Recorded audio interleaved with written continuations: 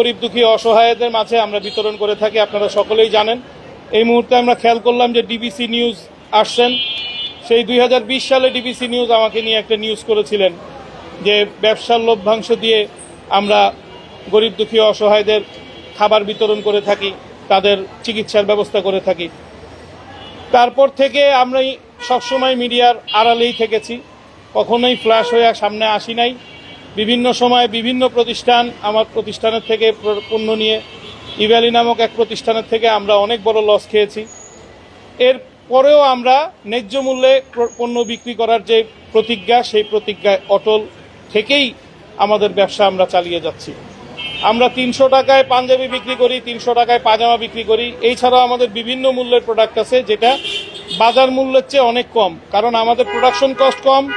আমাদের কোম্পানিতে বিভিন্ন প্রকার প্রতিবন্ধীরা কাজ করেন, বিভিন্ন প্রকার হিজলা সম্প্রদায়ের লোক কাজ করেন, বিভিন্ন প্রকার মাদকাসক্ত ছিলেন পূর্বে, এখন ভালো হয়ে কাজ করছেন। তো তাদের কাছ থেকে আমি যেই রকম ভালোবাসা এবং কাজ পাচ্ছি, আমার সিস্টেম লস নাই, আমার প্রোডাক্টের কস্টিং প্রাইস কম, এবং আমাদের প্রতিষ্ঠান যেহেতু গরিব দুঃখী অসহায়দের মাঝে মুনাফা বন্টন করে, সেই ক্ষেত্রে আমাদের যারা সাপ্লায়ার আছে তারাও আমাদেরকে সুলভ মূল্যে প্রোডাক্ট দিয়ে থাকে। এই ভালোবাসার প্রেক্ষিতেই আমরা এই প্রতিষ্ঠান চালিয়ে যাচ্ছি। এখন এই প্রতিষ্ঠানটার উপরে যেই আক্রমণাত্মক পরিবেশ আপনারা দেখতে পেয়েছেন, একজন গ্রাহক ভিডিও করেছে বিধায় আপনাদের কাছে এটা প্রকাশ পেয়েছে, অন্যথায় এরকম আক্রমণ আমাদের এখানে প্রায় সময়ই হয়েছে। সেদিন পুলিশ সহ আমাদের দোকানটি বন্ধ করে দেয়। আমাদের দোকানের ভিতরে কাস্টমার ছিল, এই কাস্টমারদেরকে ধাক্কা দেয়, ধাক্কা দিয়ে বের করে দেয়। সিসিটিভি ফুটেজে আপনারা বিশ্লেষণ করে দেখতে পারেন। আমাদের গ্রাহক সংখ্যা বেশি আসার কারণে পুলিশ বন্ধ করে এই গেটের সামনে পুলিশগুলো দাঁড়ায়ছিল এবং আমাদের সারাদিনের ব্যবসা বন্ধ করে দেয়। ব্যবসা আমাদের যতটুকু বন্ধ করছে তার চেয়ে বেশি আমাদের দুঃখ হচ্ছে এই সাধারণ যেই গ্রাহক আমাদের আছেন, সবাই মধ্যবিত্ত। এই মধ্যবিত্তরা এই ঈদের কেনাকাটা করতে পারে নাই। আমরা প্রতিনিয়তই আমাদের পণ্যের দাম সুলভ মূল্যই রাখি। আমাদের একটা টার্গেটই হচ্ছে গিয়ে আমরা প্রতিটি গ্রাহকের কাছে ন্যায্য মূল্যে ভালো পণ্য বিক্রয় করে ইনসাফ করতে প্রতিজ্ঞাবদ্ধ। এই ইনসাফ করতে প্রতিজ্ঞাবদ্ধ হওয়ার কারণে যদি আমাদের বাধার সম্মুখীন হইতে হয়, তাহলে আমরা ব্যবসা বন্ধ করে দিব। পূর্বেও আমাদের উপরে বিভিন্ন প্রকার আক্রমণাত্মক পরিবেশ তৈরি হয়েছে, যেই গ্রাহক ভালোবাসার কথা চিন্তা করে আমরা সেগুলো উপেক্ষা করেছি। কিন্তু এখন আমাদের উপরে যেই আক্রমণটা হয়েছে, সেই আক্রমণে আমরা অনেক ব্যথিত। এই ব্যথা নিয়ে আমরা সামনে কতটুকু এগোতে পারবো সেটা আল্লাহ পাক ভালো জানেন। পাশাপাশি আমাদের এই যেই কিংস এবং প্রিন্স সহ আরও এই মার্কেটে যারা যারা আছেন তারা সবাই অনেক ক্ষমতাবান। আমি আজকে মগবাজার মোড় দিয়ে আসতেই অনেক ভয় পাইছি যে আমাদের শহীদ ওসমান হাদির মতো আমাকেও না আবার কেউ গুলি করে ফেলে। আমি সত্যি অনেক ভয় পাইছি। আমি গ্লাসের পর্দাটা টান দিয়ে তারপরে আমি আসছি। এত ভয় নিয়ে আমি ব্যবসা কেন করতে যাব এই দেশে? আমি একজন প্রবাসী, বাংলাদেশে করোনাকালীন সময়ে এসে ব্যবসার হাল ধরেছি। আমার বাবা ইন্তেকালের পর আমার ইলেকট্রনিক্স আইটেমের ব্যবসা ছিল, সেগুলো সব কিছুই করে আমি চিন্তা করেছি যে পুরুষ মানুষ সবসময় নির্যাতিত, নিপীড়িত এবং অবহেলিত। পুরুষের ঈদটাকে যেন সুন্দর করা যায়, সেই উদ্দেশ্যেই আমরা 330 টাকায় পাঞ্জাবি দিয়েছি। এবার আমরা 2টা কিনলে 4টা ফ্রি অফার দিয়ে এই ভাবটা প্রকাশ করতে চেয়েছি। একজন মানুষ 2টা কিনবে, 4টা ফ্রি পাবে, 6টা পাঞ্জাবি সে একা পরবে না। সেই পাঞ্জাবিটা তার বাবাকে দিবে, তার চাচাকে দিবে, তার মামাকে দিবে, তার খালুকে দিবে, ফুপাকে দিবে। তাদের সাথে যদি সম্পর্কে কোনো প্রকার ব্যাঘাত ঘটে থাকে, তাহলে তাদের এই সম্পর্কটা ঠিক হয়ে যাবে। এই চিন্তা ভাবনা থেকে অফার দেওয়ার পর যদি এই সিন্ডিকেট ব্যবসায়ীরা আমাদের উপরে আক্রমণ করে এবং পুলিশ সদস্যরা যদি তাদেরকে সহযোগিতা করে আমাদের গরিব দুঃখী অসহায়দের চালানোর মতো এই প্রতিষ্ঠান বন্ধ করে দেয় এবং সামনে পুলিশ পাহারা দেয় এবং গ্রাহকদেরকে বলতে থাকে যে এই প্রতিষ্ঠানের চেয়ে ভালো পণ্য অন্য মার্কেটে পাওয়া যায়, ওইখানে যান, কাস্টমারদেরকে ধাক্কা দিয়ে বের করে দিবে, এইরকম পজিশন যদি হয় তাহলে আমরা ব্যবসা বন্ধ করে দিব। আজকে আপনাদের মাধ্যমে আমি সরকারকে জানাতে চাই, আমরা অনেক বাধা উপেক্ষা করে ব্যবসা পরিচালনা করে আসছি। আমাদেরকে সহযোগিতা সরকার করবে এই প্রত্যাশা আমরা সবসময় করি, কিন্তু কখনোই আমাদের মতন ব্যবসায়ীরা সরকারের কাছ থেকে কোনো সহযোগিতা পায় না। সহযোগিতা পায় সিন্ডিকেটরা, সহযোগিতা পায় বড় বড় ব্যবসায়ীরা যারা বিশাল বড় অঙ্কের লোন নেয় ব্যাংক থেকে লোন নিয়ে তারা ঋণ খেলাপি হয়, তারা বিভিন্ন ধরনের সহযোগিতা পেয়ে থাকে, কিন্তু আমরা কখনো সহযোগিতা পাই না। আমাদের মতো ব্যবসায়ীরা সব সময় মানুষের কাছে আমরা নিপীড়িত, নির্যাতিত, নিকৃষ্ট প্রাণী হিসেবে থাকি। আমরা জনগণের জন্য যদি কিছু করতে চাই সেই ক্ষেত্রে আমাদেরকে একটা ভয়ভীতি দেখানো হয়। গতকালকে আমাকে বিভিন্ন নাম্বার থেকে ফোন করে ভয়ভীতি দেখানো হয়েছে যে একটা শোরুম বন্ধ করছি, বাকিগুলোও বন্ধ করে দিব, সুতরাং ভিডিও যা আছে সব ডিলিট করে দাও। ভিডিও তো আমরা করি নাই, ভিডিও করেছে আমাদের একজন গ্রাহক ভিডিও করে সেই ভিডিও ফেসবুকে দিছে। ফেসবুক থেকে বিভিন্ন সাংবাদিকরা, বিভিন্ন সংবাদকর্মীরা সেগুলা কালেক্ট করে দিচ্ছেন। এই ভিডিওটা থাকার কারণে আমরা আজকে এই প্রেস কনফারেন্স করার সাহস করছি, আদারওয়াইজ আমরা এত বড় সাহস করতেও পারতাম না। সুতরাং আপনাদের সকলকে ধন্যবাদ, আপনাদের মূল্যবান সময় ব্যয় করে আমাদের এখানে এসেছেন। যদি কারো কোনো প্রশ্ন থাকে আমাকে করতে পারেন।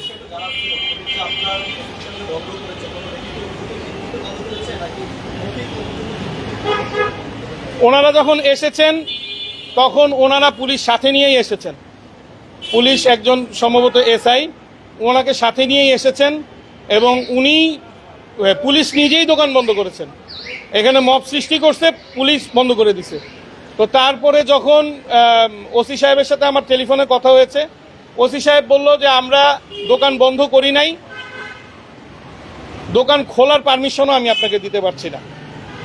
এমন হয়েছে যে পলকের মতো ইন্টারনেট বন্ধ করি নাই, ইন্টারনেট বন্ধ হয়ে গেছে। তো ওনারা বন্ধ করছে, সিসিটিভি ক্যামেরার মধ্যে আছে, আপনারা আমাদের সিসিটিভি ক্যামেরা দেখতে পারেন, মার্কেট কর্তৃপক্ষের সিসিটিভি ক্যামেরা দেখতে পারেন।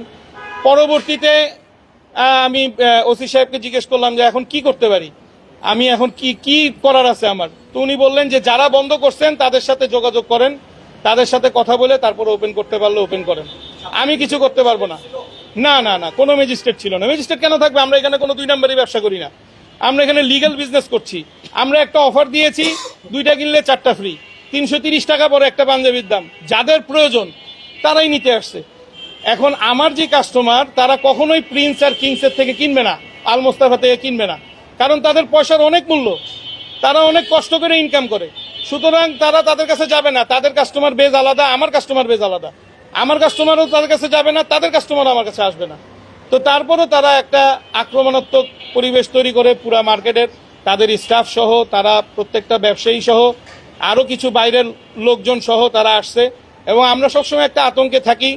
এখানে যারা আছেন তারা আমাদের প্রাইম মিনিস্টারের বন্ধু এরকম পরিচয় দেন, প্রাইম মিনিস্টার তাদের কাছ থেকে কেনাকাটা করে দামি দামি কাপড় চোপড় কিনে। তা আমরা এই পর্যন্ত প্রাইম মিনিস্টারকে এত দামি কাপড় পরতে দেখি নাই। আমরা প্রাইম মিনিস্টারকে দেখছি সাধারণ মানুষের মতো সাদা একটা শার্ট, কালো একটা প্যান্ট পরে, আপনারা তো তাই দেখেছেন। তো আমরা সবাই এইটাই দেখি, 17 বছর তার যে লাইফ দেখেছি একটা সাদা শার্ট, একটা প্যান্ট পরা, একটা স্কাই ব্লু কালারের একটা শার্ট, একটা প্যান্ট পরা, সেটা এত দামের না, লাখ লাখ টাকা দামের জুতাও সে পরে না। তো যেই মানুষ একটা সাধারণ সার্জেনকে ডাক দিয়ে ঈদের জন্য সে কোলাকুলি করতে পারে, সেই মানুষ এত ডন লেভেলের লোকজন তার বন্ধু থাকবে, আমি এটা বিশ্বাস করি না। সম্ভবত প্রাইম মিনিস্টার জনাব তারেক রহমান সাহেবের নাম ভাঙিয়ে তারা খাচ্ছে। আপনি দেখেন আমার মোবাইল ফোন আমি ফ্লাইট মোড দিয়ে রাখছি। কেন ফ্লাইট মোড দিয়ে রাখছি? কিছুক্ষণ আগ পর্যন্ত আমাকে বলতেছে যে এই সাংবাদিকরা তো কালকে থাকবে না, পরশুদিন তুমি কি করবা? আমি বিভিন্ন সময় বিভিন্ন ব্যবসা বাণিজ্য করে আসছি, একের পর এক। ঢাকা ফোনের আমল থেকে ঢাকা ফোন বন্ধ করে দিয়েছেন, মির্জা আব্বাস সাহেবের ছিল দেখে। ঢাকা ফোন বন্ধ, ন্যাশনাল ফোন বন্ধ, র্যাঙ্কসেল বন্ধ, পিপলস সেল বন্ধ, সিটি সেল বন্ধ, এগুলা প্রতিনিয়ত আমরা করে আসছি। আমার দোকানে এখন যে ম্যানেজার আছে, আমার ব্যবসায়িক বন্ধু তুহিন সাহেব, তারও দোকান ছিল এই সিটি সেলের। তো তার এই দোকানটা বন্ধ হয়ে যাওয়ার কারণে আজকে তার এখানে চাকরি করতে হচ্ছে। এই ব্যবসায়ীদের এই দেশে কোনো মূল্য নাই, ব্যবসায়ীদের ব্যবসা করার মতন পরিবেশ এই দেশে এখনো তৈরি হয়নি। আইনি পদক্ষেপ গ্রহণ করব কিভাবে? যেখানে পুলিশ আমাকে বলতেছে ফোনে যে আপনার ব্যাপারে আধা ঘন্টা আমি যাচাই বাছাই করছি, আধা ঘন্টা আপনার ব্যাপারে সব ইনফরমেশন গ্যাদার করে আপনাকে আমি ফোন দিছি। তো একজন থানার ওসি যদি আমার মতো একজন সাধারণ ব্যবসায়ীকে ফোন দিতে গিয়ে আধা ঘন্টা তার সময় লাগে আমার ব্যাপারে ব্যাকগ্রাউন্ড চেক করতে, সেই লোকের কাছে আমি গিয়ে আইনি সহায়তা কি পাবো? সেই লোকের কাছে তো আমি সহায়তা পাবো না। আর যেখানে আমার এক বন্ধু, আমার এক পরিচিত, সে আমাকে বলল যে যদি এই প্রিন্স আর কিংসের মালিকের বিরুদ্ধে তুমি সাধারণ একটা জিডিও করতে পারো, আমি হাতে চুরি করবো। সেও অনেক বড় নেতা, বিএনপির নেতা। তো এত কিছু শোনার পরে আমরা তো ভাই ব্যবসা বাণিজ্য করি, আমরা ডাল ভাত খেয়ে বাইচা থাকি, আমরা তো রাজনীতি করি নাই। আজকে মনে হচ্ছে যে রাজনীতি না করাটা মনে হয় ভুল হয়েছে। সুতরাং আপনারা আমাদের ব্যাপারে একটু দোয়া করেন। আমরা যদি টিকতে পারি, আমরা যদি এই সিন্ডিকেটের যে সদস্যরা আছে তারা আমাদেরকে একটা হুমকি দিছে, এখন একটা শোরুম বন্ধ করছে, সামনে সবগুলো বন্ধ করে দেবে। আমি এই প্রতিবন্ধী কর্মচারীদেরকে নিয়ে, কেউ বোবা, কারো কান নাই, কেউ কানে শুনে না, কারো হাত নাই, কারো হাত কাজ করে না, কেউ বিভিন্ন এই মাদকাসক্ত যে ইগুলা থাকে, সেইখান থেকে আমরা তাদেরকে নিয়ে আইসা ভালো করার উদ্দেশ্যে কাজ দিছি, তারা কাজ করতেছে, তাদেরকে নিয়ে আমি একটু চিন্তিত। কিন্তু তার মানে এই নয় যে তাদেরকে না খাওয়ায় রাখতে পারবো বা আল্লাহ পাক তাদেরকে না খাওয়ায় রাখবে। অবশ্যই আমরা কোনো না কোনো কিছু করে খাবো, এবং আমি হয়তো আবার প্রবাস জীবনে ফিরে যাব, এবং বাংলাদেশে হয়তো আর ব্যবসা আমার করা হবে না, আর এই সিন্ডিকেটই জয়ী হয়ে যাবে, আমি ফেল হয়ে যাব। এই পুলিশের এসআই তো সম্পূর্ণ মারমুখী ছিল, এবং পুলিশের এই গেটের সামনে 4 জন পুলিশ অফিসার দাঁড়া করে দিছে, দাঁড়া করে দিয়ে তারা বন্ধ করে রাখছে। রাতের দিকে ওসি সাহেব আসছিলেন প্রিন্সের দোকানে, সে ভিতরে মোটামুটি অনেক লম্বা সময় ছিলেন। তখন এই যেহেতু ভিডিও ভাইরাল হয়ে গেছে, আমাদের গ্রাহকরা ভিডিও পোস্ট করে দিছে, সেই ক্ষেত্রে ওসি সাহেব তাদেরকে এই দোকান থেকে সরাই দিছে। এর আগ পর্যন্ত এই বাইরে যে লাইট জ্বলতেছে, লাইটটাও জ্বালাইতে দেওয়া হয়নি আমাদেরকে। তো ওসি সাহেবের যেই আচরণ, সেই আচরণে আমি আরো ভীতু হয়ে গেছি যে একজন থানার ওসি তিনি যদি এত ভীতু হয়ে যায়, আমি তো সাধারণ মানুষ, আমি কোথায় যাব? আর অন্য থানায় তো আমার এই থানার কমপ্লেন নিবে না, আমার এই থানার আন্ডারে আমার এই থানায় আমার কমপ্লেন নিবে, অন্য থানা নিবে না। সুতরাং আমি অন্য থানায় আর যাইতেও পারি নাই, আমি কোনো আইনি পদক্ষেপ নেই নাই। বর্তমান আইন ব্যবস্থার উপর আমার সংশয় আছে, আমি ভীতু, তাদের কাছ থেকে আমি পরিপূর্ণ ইনসাফ পাবো এই বিষয়ে আমার শতভাগ অনিশ্চয়তা আছে। এইরকম অনেকবার হয়েছে, এবারই আল্লাহর রহমত যে একজন গ্রাহক আমাদের ভিডিও করেছে, সেজন্য আপনারা দেখতে পাচ্ছেন। আগে কখনো পুলিশ নিয়ে এরকম আসে নাই, তারা নিজেরা আসছে, এইবারই তারা পুলিশ নিয়ে আসছে। এখন একজন পুলিশ তো আমরা জানি যে কেউ দোকান বন্ধ করতে পারে না, তো সে তো কোনো ম্যাজিস্ট্রেট পাওয়ারে নিয়ে আসে। আপনি কি স্বরাষ্ট্রমন্ত্রীর কাছে কোনো কিছু দাবি জানাবেন কিনা, এই যে পুলিশ কর্মকর্তা যে আসছিল আপনার কাছে? আমি স্বরাষ্ট্র মন্ত্রী মহোদয়ের কাছে অবশ্যই জানাবো যে আইন শৃঙ্খলা বাহিনীদের আসল কি কাজ, সেই কাজটা তাদেরকে একটু বুঝিয়ে দিবেন। লাগলে পুরো পুলিশ ফোর্সকে আরেকবার ট্রেনিং এর ব্যবস্থা করেন, কারণ এই পুলিশ ফোর্সের মধ্যে অনেক আওয়ামী পুলিশ রয়ে গেছে এখনো, যাদের কারণে বর্তমান সরকার প্রশ্নবিদ্ধ হবে। সুতরাং তাদেরকে আবার একটা পুনরায় ট্রেনিং এর ব্যবস্থা করেন। এত মোটা তাজা পুলিশ অফিসার, সে ট্রেনিং এর সময় কি ট্রেনিং করলো, সে আসলে খাচ্ছে কি? আমার প্রতিষ্ঠানের কর্মচারীরা কি খায়, তাদের কি খাইলে শরীরে এনার্জি থাকবে, সেটা যদি আমি হিসাব করতে পারি, তাহলে বাংলাদেশের আইন শৃঙ্খলা বাহিনী কে কি খাচ্ছে, কার কি ঘরে কি রান্না হচ্ছে, কার জন্য কি খাবার তৈরি হচ্ছে, এবং সেখানে প্রোটিন আছে নাকি সেখানে ঘুমের ওষুধ আছে, সেগুলো আপনাদের চেক করা উচিত। এবং পুলিশ সদস্যরা কি আসলে মাদকাসক্ত কিনা, এটাও আপনাদের চেক করা উচিত। সুস্থ মস্তিষ্কের মানুষ, গরিব মানুষ কেনাকাটা করতেছে ঈদের আনন্দ করার উদ্দেশ্যে, সুস্থ মস্তিষ্কের মানুষ এই প্রতিষ্ঠান বন্ধ করতে পারে না।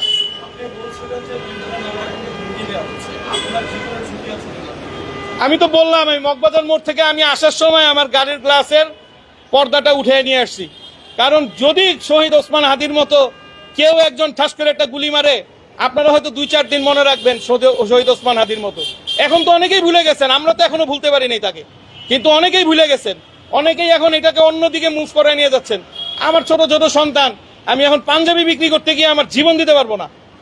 সেই জন্য আমার চিন্তা ভাবনা হচ্ছে যে আমি কিছুদিন দেখব, যদি দেখি যে না আমি তাদের সাথে খুলে উঠতে পারছি না, সেক্ষেত্রে আমি আমার প্রতিষ্ঠান বন্ধ করে দেবো।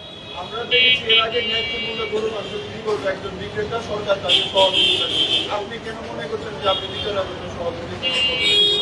না, আগের পরিস্থিতি একরকম